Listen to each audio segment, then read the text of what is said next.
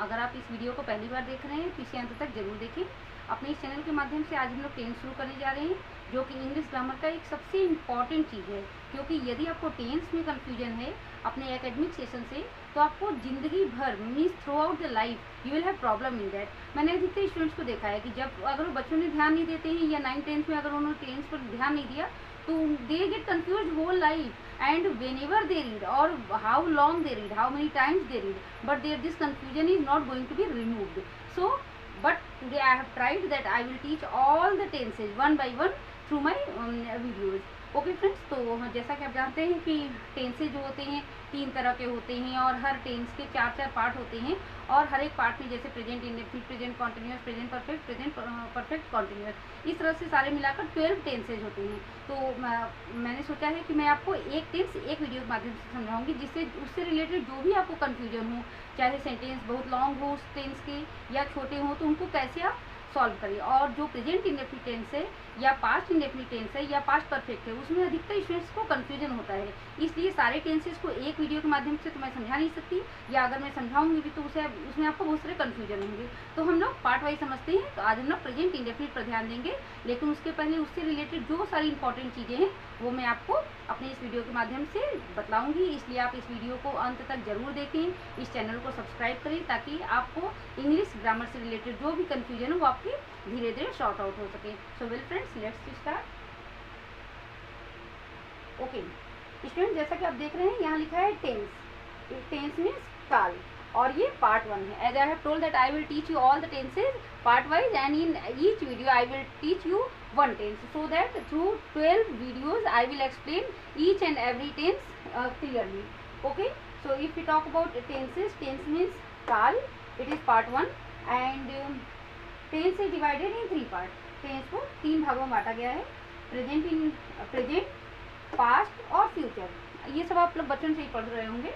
और अगर आप प्रेजेंट को देखें, पास्ट को देखें और फ्यूचर को देखेंगे, तो आप पाएंगे उनमें भी 4 प्रकार होते हैं। Present indefinite, present continuous, present perfect और प्रेजेंट परफेक्ट कॉन्टिन्यूस। इसी तरह अगर हम पास्ट को लेते हैं तो past indefinite, past continuous, past perfect और पास्ट परफेक्ट कॉन्टिन्यूस। अगर हम फ्यूचर टेंस को लेंगे तो फ्यूचर में future indefinite, future continuous, future perfect और फ्यूचर परफेक्ट कॉन्टिन्यूस। और इसको डिटेल्स मैंने लिख रखा है यहाँ पर। सब में इंडेफिनिट, कॉन्टिन्यूस, परफेक्ट और परफेक्ट कॉन्टिन्यूस होंगे। तो अगर हम इनको इंक्लूड करेंगे 4 + 4 + 4, तो ये टोटल हमारे होते हैं, टोटल 12 टेंसेज होते हैं। तो चूँकि जैसा मैंने आपको बताया कि मैं हर एक वीडियो में एक टेंस को एक्सप्लेन करूँगी, सो दैट उससे रिलेटेड आपकी जो भी कन्फ्यूजन है वो उसमें पूरी तरह से थॉरोली रिमूव हो सके। सो हम टेंस नंबर अपने 1 पर आते हैं। ये है present indefinite tense. Present indefinite tense में क्या होता है दोस्तों, क्योंकि मैंने बताया कि हर टेंस को पहचानने के कुछ फार्मूले होते हैं कि हम कैसे पहचान पाएंगे कि वो कौन सा टेंस है। तो अगर आप बात करेंगे प्रेजेंट इंडेफिनिट टेंस की, तो प्रेजेंट इंडेफिनिट में उसके अंत को कैसे पहचानेंगे। जैसे अगर आपको पहचानना है कि ये प्रेजेंट इंडेफिनिट है, तो आप इसे कैसे पहचानेंगे। तो उसके अंत में ता है, ती है, ते है, ता हूँ, ये सारी चीज़ लगे होते हैं। और दोस्तों, जैसा कि मैं अपने स्टूडेंट्स को भी पढ़ाते समय हमेशा ये एक्सप्लेन करती हूँ कि जब भी आप प्रेजेंट इंडेफिनिट पढ़ें, तो जैसे कि आपको समझ में आ गया कि किसी सेंटेंस में लिखा है मैं जाता हूँ, वह आता है, मम्मी खाना बनाती हैं या पिताजी अखबार पढ़ते हैं, तो ता है, ती है, ते है से तो आप समझ गए। लेकिन उसमें स्टूडेंट्स हमेशा ये कन्फ्यूज हो जाते हैं, और वे हमेशा जैसे I am, go, you are, come, ऐसे वर्ड यूज़ करने लगते हैं, जिससे वो टेंस ही पूरा गलत हो जाता है। तो इसलिए मैंने यहाँ लिख रखा है कि आपको जब भी प्रेजेंट इंडेफिनिट यूज करना है, अगर उसमें ता है, ती है, ते है वाले सेंटेंस आप कर रहे हैं और वो प्रेजेंट इंडेफिनिट है, जिसको कि सिंपल प्रेजेंट भी कहते हैं, तो आपको उसमें इज, एम, आर का यूज फ्रेंड्स कभी भी नहीं करना है। आपको कभी भी इज, एम, आर का यूज नहीं करना है। ये सिंपल चीज़ है। इसमें हमें लगाना है वर्ब, और वर्ब के साथ यस है यस। अगर आप देखेंगे तो इसका स्ट्रक्चर होता है subject plus verb plus object. ये प्रेजेंट इंडेफिनिट का स्ट्रक्चर है। सब्जेक्ट यानी डूअर, जो कि काम करता है। जैसे अगर राम स्कूल जाता है, तो राम हो गया सब्जेक्ट, और जाना, जाना यानी क्रिया यानी वर्ब, ये हो गया आपका गो यानी ये वर्ब हो गया, और ऑब्जेक्ट। तो चूंकि स्कूल तो डेस्टिनेशन है, हम इसको ऐसे तो ऑब्जेक्ट नहीं कह सकते, लेकिन अगर सेंटेंस होगा तो ऐसे होगा कि Ram goes to school. Well friends, इसका स्ट्रक्चर में मैंने लिखा हुआ है कि वर्ब या तो वर्ब का फर्स्ट फॉर्म लगता है, या वर्ब में यस है यस जुड़ता है। अब आपको कुछ चीज़ों को बिल्कुल ही दिमाग में रख लेनी होंगी. You will have to cram something. Why? Because if you don't cram so you will always get confused. जब भी मैं अपने स्टूडेंट्स को पढ़ाती हूँ कि आपको कहाँ डज लगाना है, कहाँ डू लगाना है, या किस वर्ब के साथ आपको यस लगाना है, किस वर्ब के साथ आपको यस या यस नहीं लगाना है, सो वो हमेशा ये कहते हैं कि मैम सिंगुलर के साथ हमें यस या यस लगाना है और प्लूरल के साथ हमें यस या यस नहीं लगाना है. ये सिंगुलर के साथ हमें डज नॉट यूज करना है और प्लूरल के साथ हमें डू नॉट यूज करना है. लेकिन फ्रेंड्स, सिर्फ इतना ही लर्न करना पर्याप्त नहीं है. It is not enough to learn only this much. आपको ये क्लियरली कुछ चीज़ों को याद करना ही पड़ेगा. जैसे अगर आप सेंटेंस, सिंपल सेंटेंस की बात कर रहे हैं, तो आपको ही, शी, इट, नेम, सिंगुलर, ये 5 चीज़ आपको लर्न करनी पड़ेगी. उसमें है he, she, it, name, singular. इनके साथ आपको वर्ब में यस या यस लगाना ही होगा. जैसे राम गोज, चूंकि राम नेम है, उनके साथ हमेशा यस और यस लगेगा, तो नेम के साथ राम गोज. अगर कहना हो कि वह लिखती है, तो शी राइट्स. तो इससे बेटर है कि आप इस पूरे वर्ड को लर्न कर लें कि जब भी हमें ही, शी, इट, नेम, सिंगुलर आए, तो हमें उसके साथ वर्ब में यस या यस जोड़ना है. और अगर आई, वी, यू, दे प्लूरल है, तो उसमें हमें वर्ब का फर्स्ट फॉर्म लगाना होगा. ये सब मैं आपको डिटेल से पढ़ाऊंगी, लेकिन अगर आपको लर्निंग करने की सेंस में है तो आप इसे समझकर और इसे लर्न ही कर लें. इसका और कोई शॉर्टकट नहीं है. अगर हम इसके निगेटिव फॉर्म में आएंगे तो हमें डू नॉट, डज नॉट कैसे लगाना है और कहाँ पर हमें लगाना है, इसको भी मैंने क्लियरली लिख रखा है कि अगर आप ही, शी, इट, नेम, सिंगुलर, 5 चीजें हैं, ही, शी, इट, नेम, सिंगुलर, तो उनके साथ आपको डज नॉट लगाना है. आई, वी, यू, दे प्लूरल, तो उनके साथ आपको डू नॉट लगाना है. तो स्टूडेंट्स, मैं आपको यही सजेस्ट करूंगी कि आप इन सारी चीज़ों को दिमाग में लर्न कर लें.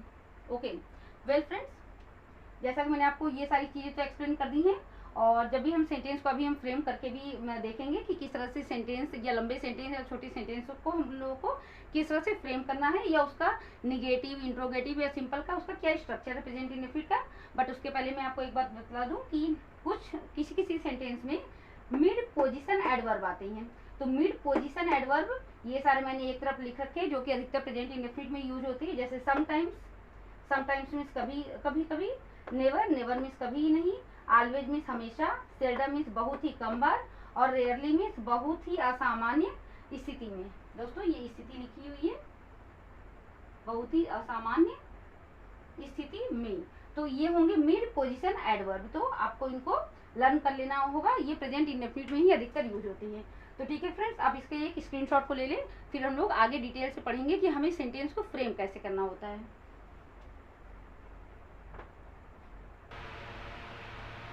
वेल फ्रेंड्स, अब हम इसको समझते हैं.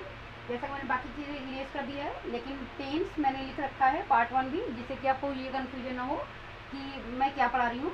और मैंने ये भी लिख रखा है प्रेजेंट, पास्ट, फ्यूचर और उसके सारे एब्रिविएटेड फॉर्म और 12 टेंसेज होते हैं. और आज हम लोग जैसा कि प्रेजेंट इंडेफिनिट, जिसको सिंपल प्रेजेंट कहते हैं, वो हम लोग पढ़ रहे हैं.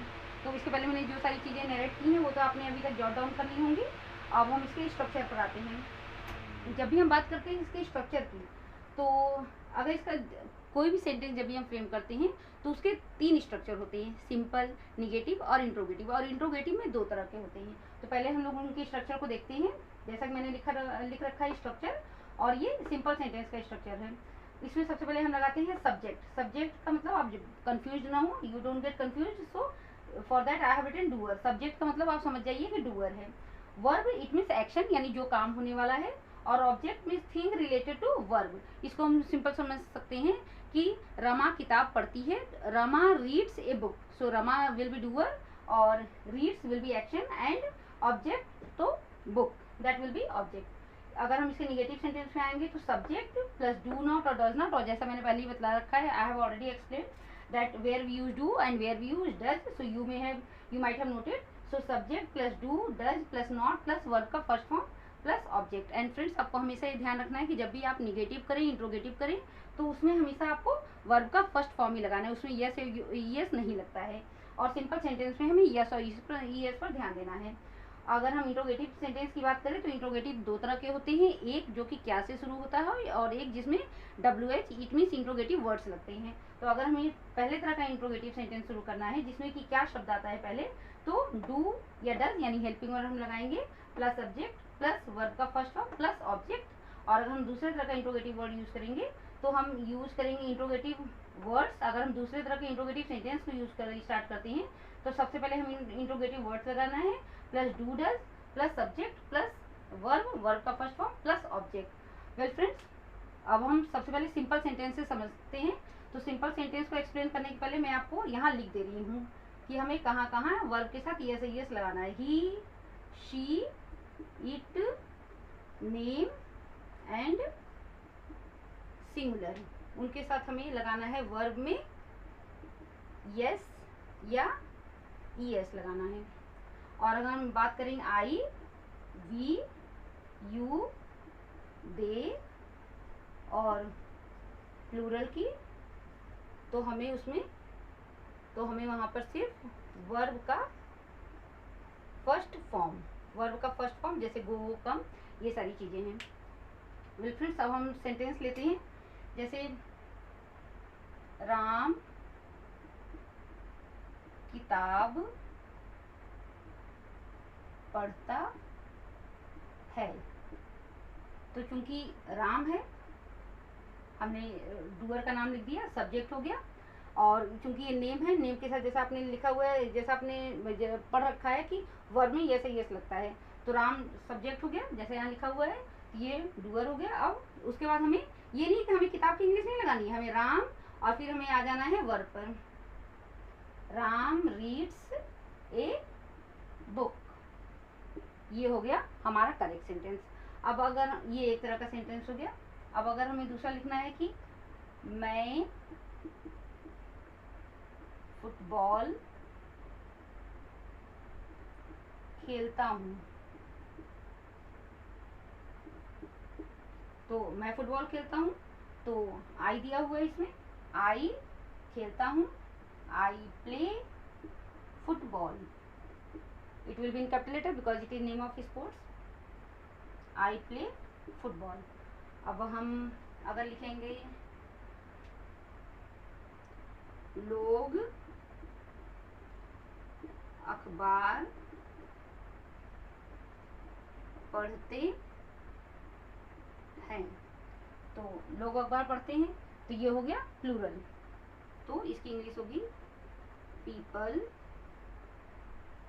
Read news paper. चूंकि पीपल प्लूरल है तो उसमें हमें यस यस नहीं लगाना है। जैसा मैंने यहाँ लिख रखा है, प्लूरल जब भी हम यूज़ करेंगे तो वर्ब का फर्स्ट फॉर्म यूज़ करेंगे, तो पीपल रीड न्यूज़पेपर। ओके, हम अपने फोर्थ सेंटेंस को लेते हैं। मुकुल बैट खरीदता है। मुकुल बैट खरीदता है, तो चूंकि मुकुल नेम हो गया और चूंकि ये सिंगुलर भी है, तो मुकुल बाइज ए बैट। आप इसकी जगह परचेजेस भी यूज कर सकते हैं, तो मुकुल बाइज ए बैट। तो ये हो गए आपके सिंपल सेंटेंस। तो आप इसका एक स्क्रीनशॉट ले लीजिए।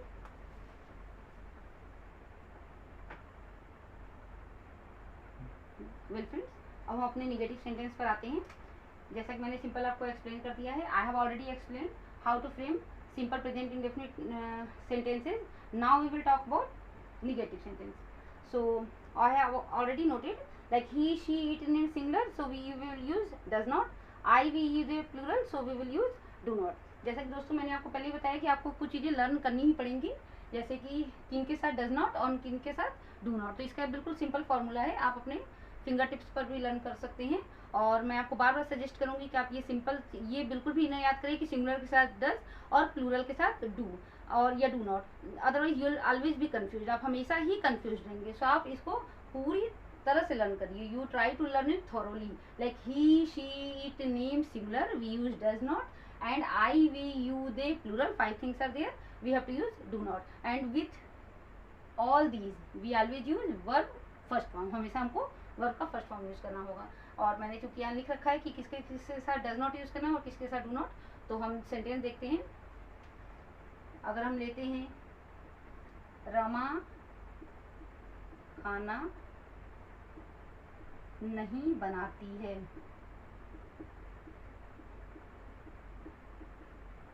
Rama does not cook food. Rama name है, और उसके साथ डज नॉट लगाएंगे और उसके साथ वर्ब का फर्स्ट फॉर्म, इसमें यस यस नहीं लगेगा। मेरे दोस्त मेरी मदद नहीं करते हैं। मेरे दोस्त मेरी मदद नहीं करते हैं, we are talking about plural, हम प्लूरल की बात कर रहे हैं। My friends do not help me, because it is plural, so we will use do not and we will use V1. Don't be confused, we always use V1 in negative and in interrogative. Okay, we will take third sentence. पिताजी हमें नहीं डांटते हैं। So when we will use पिताजी हमें नहीं डांटते हैं, so we will frame sentence because father is singular. Father does not scold us. So father singular, so we will use does not and V1. And next sentence,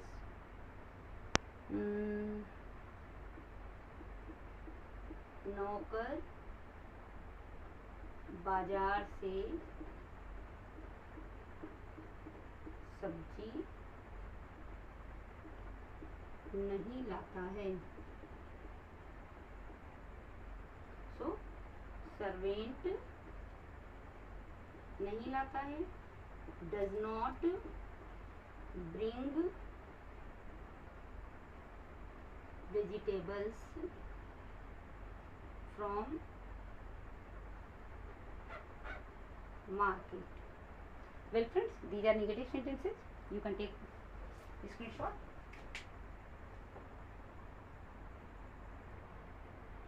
Well friends, now we will talk about interrogative. जैसे मैंने simple and negative बता दिया है, अब हम बात करते हैं इंट्रोगेटिव की। तो जैसा मैंने आपको पहले ही बताया है, as I have already told you that there are two types of interrogative, so we will understand both the examples and already I have written, जैसे मैंने लिख रखा है पहले ही कि he she it name singular के साथ अगर ये इंट्रोगेटिव है तो हमें डज यूज़ करना है, और आई वी यू दे प्लूरल है तो हमें उसके साथ डू यूज़ करना है। तो हम दोनों तरह के एग्जाम्पल को समझेंगे। एक हम एग्जाम्पल लेते हैं, क्या तुम स्कूल जाते हो? सेंटेंस है क्या तुम स्कूल जाते हो। सो फ्रेंड्स, आप इसको देखेंगे ये सेंटेंस क्या से शुरू हुआ है। एक दूसरी तरह के सेंटेंस को लेते हैं कि वह स्कूल कब जाता है। वह स्कूल कब जाता है, and then we will take example like क्या मम्मी तुम्हें मारती हैं।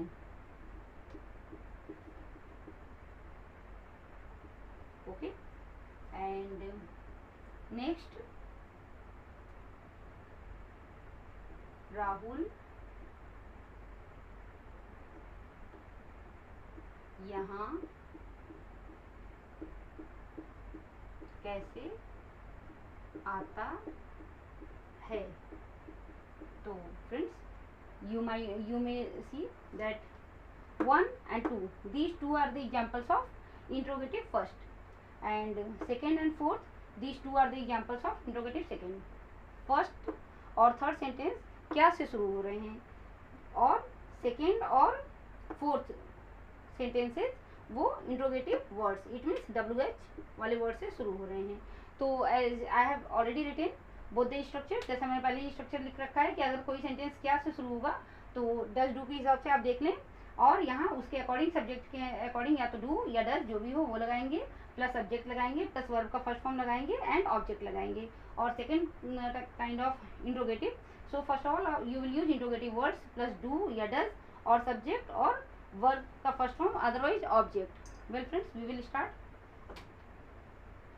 Like I am going to frame this sentence. जैसे क्या तुम स्कूल जाते हो, अब आपने देखा कि तुम, so many student they get confuse, madam यहाँ तो तुम लगा हुआ है या यहाँ तो क्या लगा है तो हम क्या लगाएं। So students don't get confuse, already आपके सामने ये चीज़ें लिखी हुई हैं। जैसे आप सेंटेंस में तुम आया तो आप इसे देख सकते हैं, यू के साथ क्या लगता है, डू। तो अब आपको कुछ भी कंफ्यूज होने की जरूरत नहीं है, you need not to be confuse. So you will use do, you go to school and question mark. Second, वह स्कूल कब जाता है। सो अब आपको क्या करना है, सबसे पहले आपको इंट्रोगेटिव वर्ड्स, इंट्रोगेटिव वर्ड्स क्या है, कब, कब की इंग्लिश होगी व्हेन। जैसा कि मैंने अपने पिछले वीडियो में आपको सारे इंट्रोगेटिव वर्ड्स एक वीडियो में पूरे डिटेल से पढ़ाए हैं, आप उनको लिंक करके देख सकते हैं, या आप उसमें मेरे सारे वीडियोज में आप जाकर देख सकते हैं, मैंने ये सारी चीज़ें आपको पहले ही पढ़ाई हुई हैं। सबसे पहले हमने यूज़ कर लिया इंट्रोगेटिव वर्ड्स व्हेन। उसके बाद अब हमारा आता है डू डज। तो आप इसमें क्या यूज़ करेंगे, क्योंकि लड़के की बात हो रही है यहाँ पर ही लगेगा, ही के साथ यहाँ लगा है डज। तो when does he go to school, when does he go to school. Next, क्या मम्मी तुम्हें मारती हैं। सो मम्मी, मम्मी सिंगुलर हुआ, with singular we will use does. और चूंकि क्या लिखा हुआ है तो you don't get confuse as I have already told, with that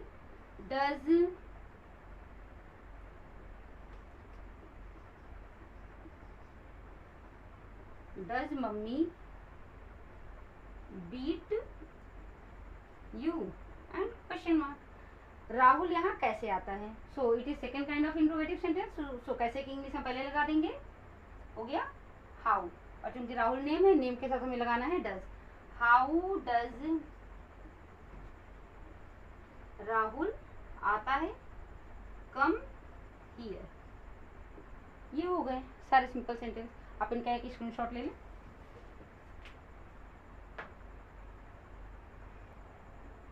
well friends, मैंने अधिकतर देखा हुआ है कि जब भी स्टूडेंट्स को छोटे छोटे सेंटेंस दीजिए तो वो तो फट से समझ जाते हैं। जैसे रमा स्कूल जाती है, Rama goes to school. Mohan किताब पढ़ता है, Mohan reads a book. But जब भी सेंटेंस बहुत लॉन्ग होते हैं, so student they always get confuse, अब हमें सबसे पहले इसे क्या लगाएं। तो फ्रेंड्स, मैं आपकी ये कन्फ्यूजन को भी सॉर्ट आउट कर रही हूँ। जैसे अगर आपके सेंटेंस है, रमा रोज सुबह साइकिल से स्कूल जाती है, या माली सुबह 7 बजे पौधों में पानी डालता है, पिताजी कार से सुबह 10 बजे ऑफिस जाते हैं। तो फ्रेंड्स, आप बिल्कुल भी कंफ्यूज ना हो, क्योंकि चाहे सेंटेंस छोटे हों या बड़े हों, सेंटेंस का स्ट्रक्चर तो वही रहने वाला है, that is not going to be change. So okay, अगर हमें हमारे पास लंबे सेंटेंस आ गए तो भी हमें उसमें सबसे पहले सब्जेक्ट ढूंढना है, वर्ब ढूंढना है, ऑब्जेक्ट ढूंढना है। बाकी सारी जो कॉम्प्लीमेंट्री चीज़ें हैं वो सब पीछे लगती जाएंगी। सो मैं आपको फ्रेम करके ये सेंटेंस दिखा रही हूँ, जिससे कि आपको जो भी कन्फ्यूजन हो, जो भी नर्वसनेस हो लॉन्ग सेंटेंस को फ्रेम करने में, वो सब शॉर्ट आउट हो जाए। हम इस सेंटेंस को लेते, रमा रोज सुबह साइकिल से स्कूल जाती है। अब सबसे पहले हमें लेना है सब्जेक्ट, सब्जेक्ट हमारा हो गया रमा। फिर मुझे लेना है वर्ब, तो फिर जाना हो गया वर्ब। ऑब्जेक्ट क्या बचा, ये बस। तो हमें इसी तरह से सेंटेंस को फ्रेम करना है। सबसे पहले हमने लगाया रमा जाने के लिए, तो चूंकि रमा है नेम, तो रमा गोज, फिर डेस्टिनेशन की बात होगी, रमा गोज टू स्कूल रोज सुबह। तो सबसे पहले हम लिखेंगे बाई साइकिल, पहले हम अपनी बात पूरी करेंगे। व्हीकल के लिए हमेशा बाई यूज करते हैं। Rama goes to school by cycle और every morning. So don't get confuse. ये नहीं कि रमा रोज सुबह साइकिल से स्कूल जाती है तो हम इसे फ्रेम करना शुरू कर दे, रमा रोज सुबह, ऐसे नहीं। बस हमें अपने स्ट्रक्चर को फॉलो करना है। रमा सब्जेक्ट, जाना वर्ब, एंड स्कूल या जो भी मेन ऑब्जेक्ट है उसको लेकर हमें फ्रेम करना है। एक सेंटेंस को और लेते हैं, माली सुबह 7 बजे पौधों में पानी डालता है। तो माली के लिए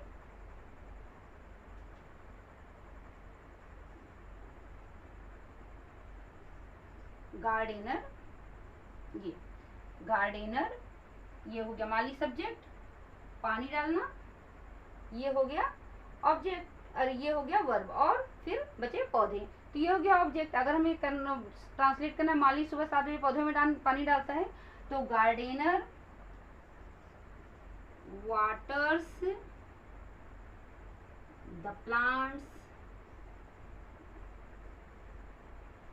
गार्डनर वाटर्स द प्लांट्स सुबह 7 बजे, एट 7 o'clock, आप चाहें तो इसको AM भी लिख सकते हैं, अदरवाइज इन द मॉर्निंग। ये हो गए हमारे सेंटेंस। पिताजी कार से सुबह 10 बजे ऑफिस जाते हैं, इसमें भी हमें घबराने की जरूरत नहीं है। पिताजी सब्जेक्ट, जाना वर्ब एंड ऑफिस ऑब्जेक्ट। सो पिताजी कार से सुबह 10 बजे ऑफिस जाते हैं। फादर जाते हैं, गोज, फादर सिंगुलर है, सिंगुलर के साथ यस लगेगा। Father goes to office by car at 10 o'clock in the morning. Well friends, तो जैसा कि आपने देखा कि ये सारे सेंटेंस बहुत सारे इजी सेंटेंसेज हैं और इनको फ्रेम करना तो और भी इजी है, क्योंकि हमें स्ट्रक्चर्स को हम ध्यान नहीं देते हैं और छोटी छोटी बातों को थोड़ा सा हम लोग अवॉइड करते हैं, निगलेक्ट करते हैं। So we always get confused that present indefinite में कैसे यूज होगा, and we remain confused whole life.